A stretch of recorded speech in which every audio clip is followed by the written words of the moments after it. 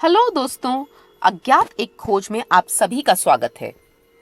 यह चैनल हमारे जैसे समान विचारधारा वाले जिज्ञासु व्यक्तियों के लिए है जो स्वयं की तलाश में अपने धर्म से जुड़ना चाहते हैं। हमारे प्राचीन ग्रंथों से जुड़ी सच्ची अज्ञात कहानियों को देखना, सुनना और उस पर चर्चा करना चाहते हैं।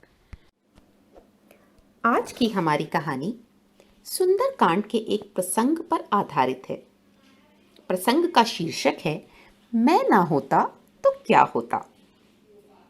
अशोक वाटिका में जिस समय रावण क्रोध में भरकर तलवार लेकर सीता मां को मारने के लिए दौड़ पड़ा, तब हनुमान जी को लगा कि इसकी तलवार छीनकर इसका सिर काट देना चाहिए। किंतु अगले ही क्षण उन्होंने देखा मंदोदरी ने रावण का हाथ पकड़ लिया। यह देखकर वे गदगद हो गए। सोचने लगे, यदि मैं आगे बढ़ता तो मुझे भ्रम हो जाता कि यदि मैं ना होता तो सीता जी को कौन बचाता। बहुधा हमको ऐसा ही भ्रम हो जाता है, मैं ना होता तो क्या होता। परंतु ये क्या हुआ? सीता जी को बचाने का कार्य प्रभु ने रावण की ही पत्नी को सौंप दिया।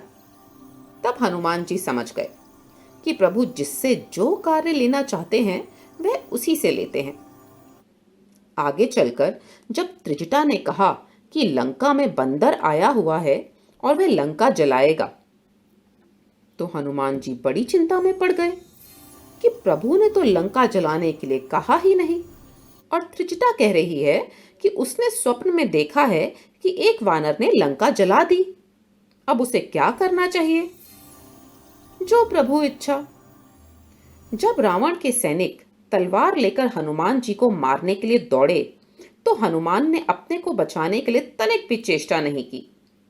और जब विभीषण ने आकर कहा कि दूत को मारना अनीति है, तो हनुमान जी समझ गए कि मुझे बचाने के लिए प्रभु ने आज यह उपाय कर दिया है। आश्चर्य की प्रकाष्ठा तो तब हुई जब रावण ने कहा कि बंदर को मारा नहीं जाएगा, पर पूंछ में कपड़ा लपेटकर घी डालकर आग लगाई जाए।